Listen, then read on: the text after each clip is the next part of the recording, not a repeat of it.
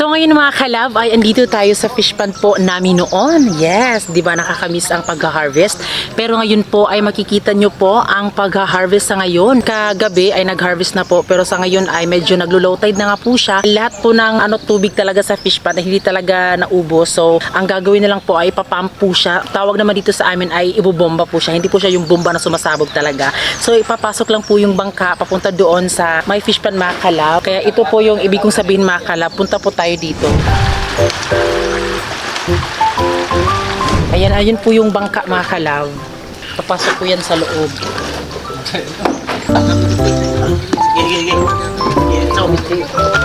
So yan po mga kalab ay ipapasok po yan dito sa fish pond po para lahat po ng mga tubig dyan ay mapupunta po doon sa ilog. Kaya po yan ginawa para makuha po yung mga isda po or mga alimango para wala pong tubig dyan sa fish pond.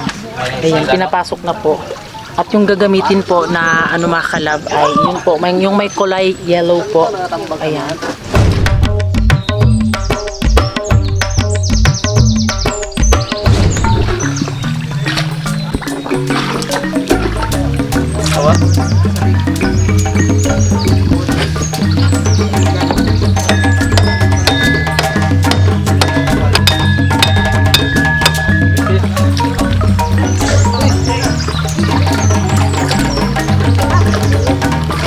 So para po makalabas po yung mga tubig dyan na nasa fish pond mga kalab ay gagamitin po ng pito. So pito po ang tawag dito sa amin mga kalab, pero kung iano natin siya mga kalab no ay para siyang host mga kalab.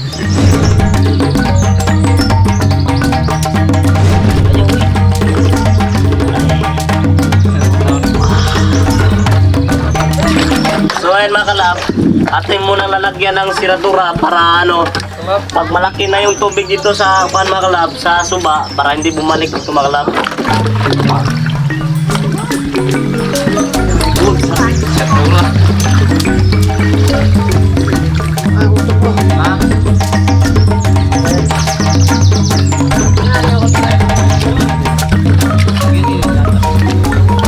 Sige.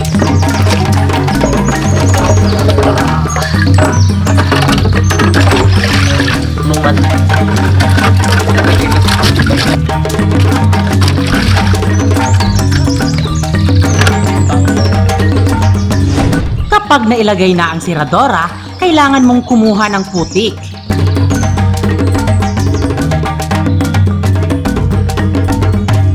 Ilagay ito sa gitna ng pinatong na siradora upang sumara ang nasa gitna. Ito ay nagsisilbi upang hindi makapasok pabalik ang tubig na galing sa ilog. Punuin ito ng putik.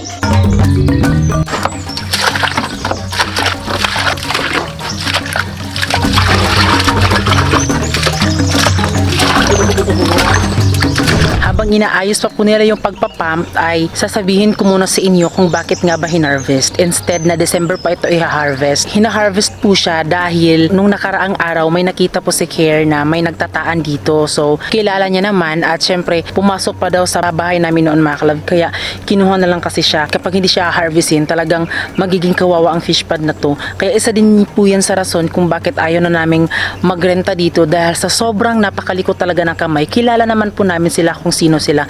Pero wala lang talaga kaming video or ebidensya para may pakita talaga na, para may pruweba na sila po talaga yung nangunguha. Kasi kung isusumbong namin yan sa pulis tapos walang pruweba or walang ebidensya, talagang pwede kaming baliktarin na kami yung may nagkasala talaga, dahil syempre pwede kang bigyan ng kasalanan na gumagawa ka lang ng istorya at wala silang kasalanan. Ilagay ang pito sa ibabaw ng seradora. Dapat ay nakagitna talaga ang pito. At kapag nailagay mo na ang pito, lagyan mo ng seradora. 2 o 3 na seradora. Pero nakadepende yan sa inyo kung ano ang ipapatong nyo. Pero dito sa amin, dahil nakasanayan na ang paglagay ng seradora, yan ang ilalagay namin. Yan ang nagsisilbi para hindi gumalaw-galaw ang pito. At para tuloy-tuloy ang agos ng tubig papuntang ilog.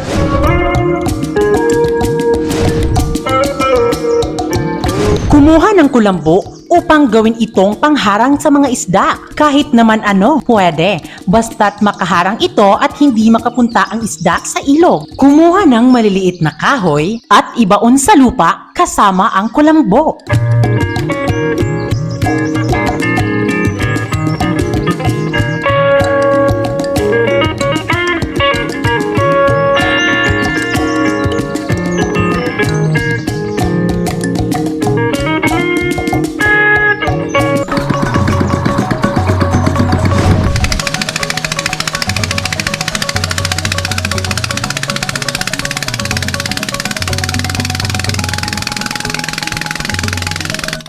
Dahil nagsilabasa na ang mga tubig, huwag mag-alala dahil sasama ang mga isda sa tubig. Kaya nga may nakaharang na kulambo upang hindi ito pumunta sa ilog.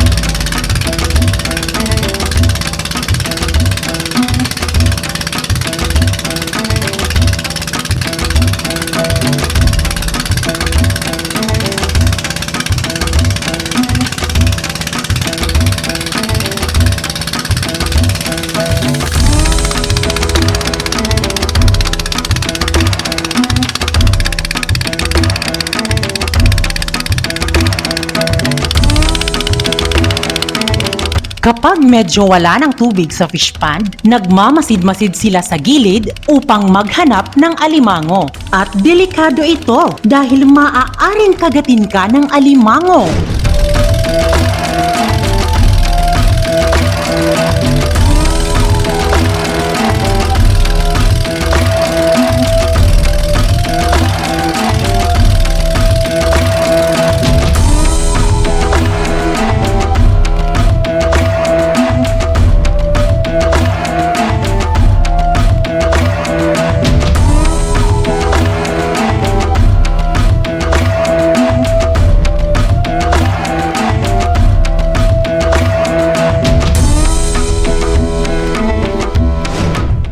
Na ang last part ng pagha-harvest. Dahil nawala na ang tubig sa fish pond, kailangan mong magmasid-masid sa gilid, sa gitna, o kahit sa ang sulok na nasa fish pond. Dahil kailangan mong tingnan kung meron pa bang natitirang mga alimango, isda, sugpo, at iba pa. Gaya na lang ng gagawin ngayon ni Francis. Dahil nakakita siya ng butas, kailangan niyang tingnan kung meron bang alimango. At kung malalim naman ang butas, maaari kang kumuha ng stick para malaman mo ito kung meron bang laman.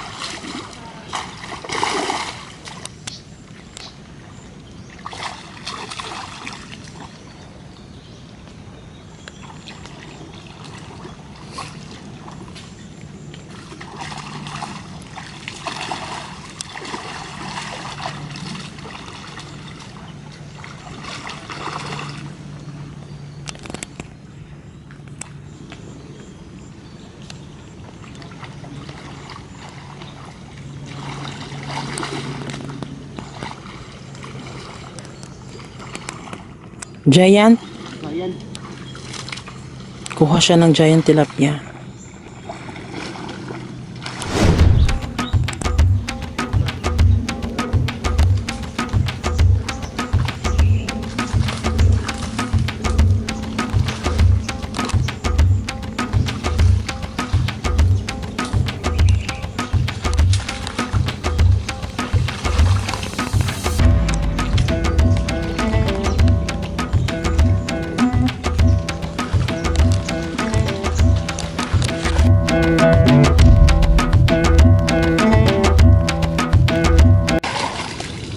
Giant, itong tilapia ay hindi ito nila linagay. Pumapasok lang to sa fish pond talaga kasi yung pag-alis namin ay yung tubig talaga, labas-pasok na yung tubig kaya pumapasok yung mga tilapia. Ayan po yung nahuli ko mga kalab, napakadami kala at napakalaki.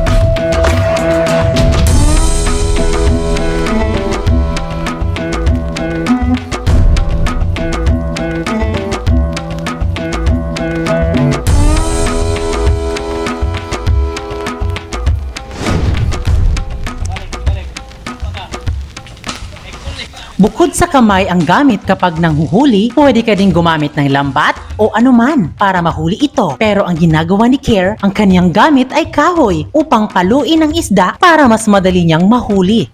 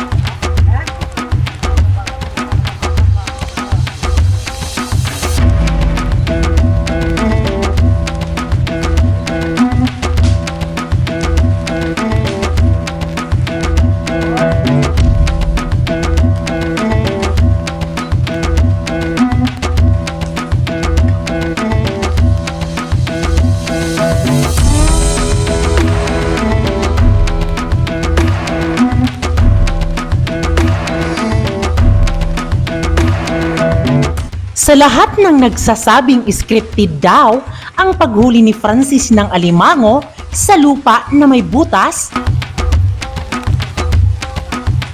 pues halina't mamangha sa gagawin ni Francis dahil sa video na ito, dito mapapatunayan ni Francis kung scripted nga ba o hindi.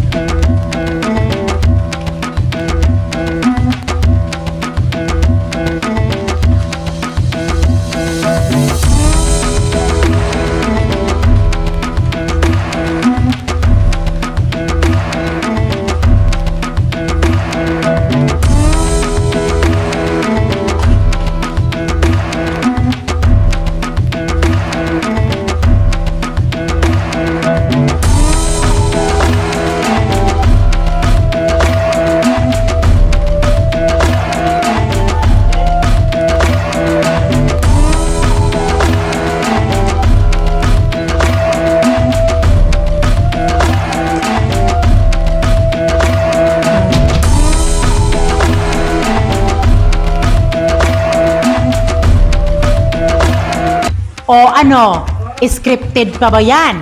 Pero sa totoo lang, binayaran talaga namin ang alimango na maging kasabwat ni Francis para mas maging totoo. Hahay, Diyos ko, sa totoo lang, gigil na ako sa mga nagsasabing scripted talaga. Hindi naman talaga scripted yan kasi di ba ang hirap naman talaga humuli ng alimango.